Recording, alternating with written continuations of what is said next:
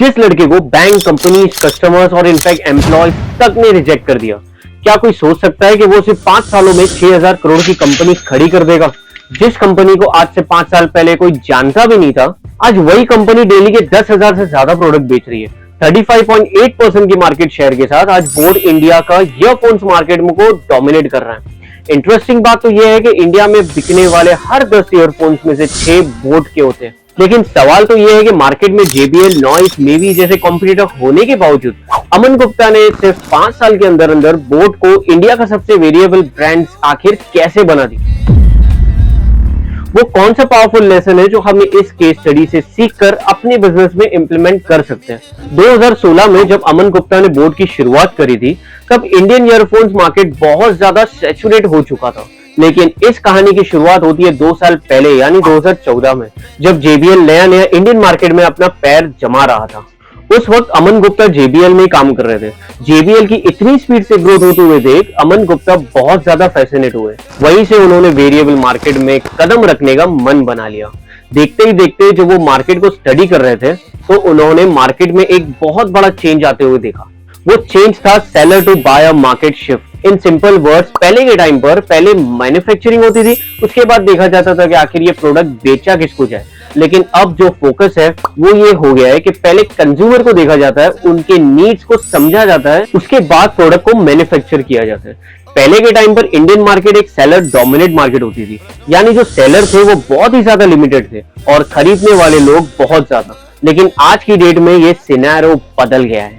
अब हमारी market buyers market बन चुकी है, यानी कि जो नंबर्स ऑफ बायर्स है वो कम है, लेकिन सेलर बहुत सारे आ गए। JBL, Skullcandy, boAt, Noise, Mivi, Indian market के अंदर ईयरफोन्स बायर से ज्यादा ईयरफोन सेलर आ गए थे। अब बोट आखिर करे तो करे क्या? अब ऐसी सिचुएशन आती है तो डर तो जरूर लगता है कि बिजनेस के अंदर एंट्री लेनी चाहिए या नहीं। मार्केट में JBL और स्कल कैंडी इंडियन मार्केट को स्टडी करते हुए ऑलरेडी मार्केट में विनिंग प्रोडक्ट्स लॉन्च कर चुके थे। सवाल ये है कि आखिर अमन गुप्ता ने ऐसा क्या किया जो बोट का मार्केट शेयर सारे कॉम्पिटिटर्स कंबाइन करे तो भी उससे ज्यादा है। आई नो बहुत सारे लोग बोलेंगे कि बोट ने तो जबरदस्त मार्केटिंग करी है, इसलिए वो लोग आज यहाँ पर है। हार्दिक पांड्या, ऋषभ पंत, कार्तिक आर्यन जैसे लोगों को एडवर्टाइजमेंट में लोगे तो प्रोडक्ट्स तो बिकने ही है, लेकिन ऐसा नहीं है। बिलीव मी और नॉट, बोट का रियल सक्सेस का सीक्रेट उनकी मार्केटिंग के अंदर है ही नहीं। बोट का रियल सक्सेस का सीक्रेट कुछ और है।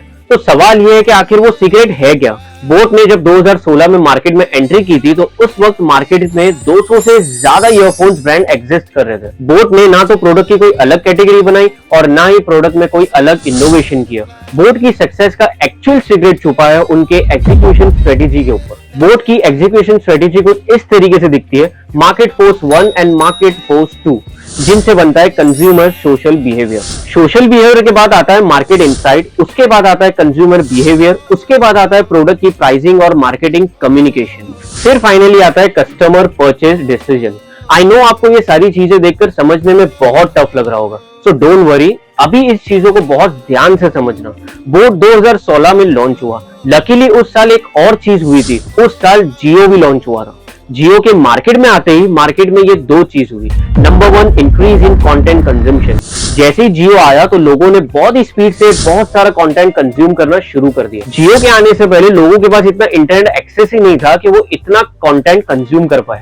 Number 2, increase in mind range smartphone demand. Content consume करने के लिए फोन की तो बहुत जरूरत होती है। इससे मार्केट के 2 फोर्स बने, नंबर 1 जियो और नंबर 2 स्मार्टफोन कंपनीज जैसे कि Oppo, Vivo, Realme, one plus, ये सारे। और ये 2 फोर्सेस से मिलकर लोगों का सोशल बिहेवियर इस कदर चेंज हुआ कि जहां पर लोग दिन में 5 से 6 बार अपना फोन खोलकर देखते थे, अब वही लोग अपना दिन का 40% time movies, videos, music, in fact game खेलने में निकालने लगे। इस तरीके से मार्केट इनसाइट पूरी तरीके से चेंज हो गया। लोगों का ऑडियो और वीडियो कंजम्पशन रेट 50% से अप था और स्क्रीन टाइम 70% स्पाइक कर चुका था। अब कुछ लोगों को जियो यूज करते देख बहुत सारे लोगों का मन किया कि वो भी स्मार्टफोन और हाई स्पीड इंटरनेट का मजा उठाए, जिसने जन्म दिया मार्केट के अंदर एक नया कंज्यूमर बिहेवियर को। अब लोग रेगुलरली कंटेंट को कंज्यूम करने लगे और कुछ लोगों को देखकर वो लोग जिसके पास स्मार्टफोन ईयरफोन्स नहीं थे ना, उनको भी मन करने लगा कि उनको भी कंटेंट कंज्यूम करना है। इन सारे लोगों को इंटरनेट रेवोल्यूशन का पार्ट तो बनना था, लेकिन उनके पॉकेट साइज बहुत ही ज्यादा लिमिटेड था। मार्केट में जियो जैसी कंपनीज आने की वजह से ईयरफोन्स जो एक कॉम्प्लीमेंट्री गुड्स है, इस चीज का फायर डिमांड होने लग गया था। Now people just wanted earphones, किसी भी ब्रांड का हो चाहे कैसा भी हो, people wanted earphones. And you know what, तभी मार्केट डायनेमिक को समझते हुए अमन गुप्ता ने बोट के ईयरफोन्स मार्केट में लॉन्च कर दिए। लेकिन boAt as a brand market में इतना ज्यादा सक्सेस आखिर कैसे बना? तो देखो, आइडियली मार्केट के अंदर जो 300 रुपए से सस्ता ईयरफोन्स होते हैं ना, उनकी साउंड क्वालिटी बहुत ही ज्यादा खराब होती है। अब लोगों के पास हाई स्पीड इंटरनेट तो आ गया था, लेकिन हाई स्पीड इंटरनेट के अंदर मूवीज और सॉन्ग का पूरा मजा लेने के लिए अच्छी साउंड क्वालिटी का होना बहुत जरूरी था। अब मार्केट में जो 300 रुपए के सस्ते ईयरफोन्स मिलते थे, वो बहुत ज्यादा खराब क्वालिटी के होते थे, और जो अच्छी क्वालिटी के होते थे वो 999 की रेंज से शुरू होते थे। JBL ने इसी प्रोडक्ट को थोड़ा नीचे लाकर 799 के ऊपर लेकर आया, लेकिन स्टिल ये आधे से ज्यादा लोगों के लिए बहुत ही ज्यादा महंगा था। अब ये देखकर बोट ने बहुत ही स्मार्टली अपने ईयरफोन्स 299 रुपीज से लेकर 799 रुपीज की रेंज के बीच में लॉन्च किए। But you know what, price से ज्यादा बोट की सेल्स इंटीग्रेटेड डिफरेंशिएशन ने ड्राइव करी। इसको बहुत आसान तरीके से समझाता हूँ। जो लोग प्रोफेशनली वीडियो और साउंड का वर्क नहीं करते, उनके लिए 500 रुपए के ईयरफोन्स और 2000 रुपए के ईयरफोन्स के बीच फर्क बताना काफी टफ होता है। डिफरेंस होते हैं लेकिन काफी माइनर होते हैं। लेकिन हम जैसे ईयरफोन्स यूज करें ना, चाहे 500 के यूज करें या 2000 के, हमारे लिए दोनों ईयरफोन्स एक बराबर होते हैं। और इसी के चलते बाकी के लोगों को 1500 से 2000 रुपए के ईयरफोन और बोट के 300 से 400 रुपए के ईयरफोन्स के बीच में एक्चुअल फर्क पता ही नहीं लगता, जिसके चलते लोगों ने बोट को ज्यादा प्रेफर किया। बहुत सारे लोगों का ये मानना है कि बोट इसीलिए सक्सेस है बिकॉज बोट सेल्स एस्पिरेशन। क्योंकि आज जब भी बोट के एड देखते हो ना, तो उसमें हार्दिक पांड्या, ऋषभ पंत, कियारा आडवाणी और कार्तिक आर्यन जैसे सेलिब्रिटीज देखने को मिलते हैं। यू नो गाइस, 2018 के आसपास बोट के पास इतना पैसा नहीं था कि वो इन सेलिब्रिटीज को अफोर्ड कर पाए।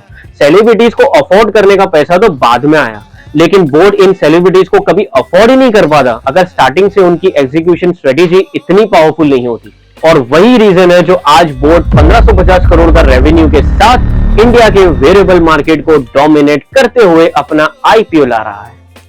चलिए गाइस, आज के लिए इतना ही। अगर आज की वीडियो पसंद आए तो उसे लाइक शेयर जरूर करिएगा और मेरे चैनल को सब्सक्राइब भी करिए।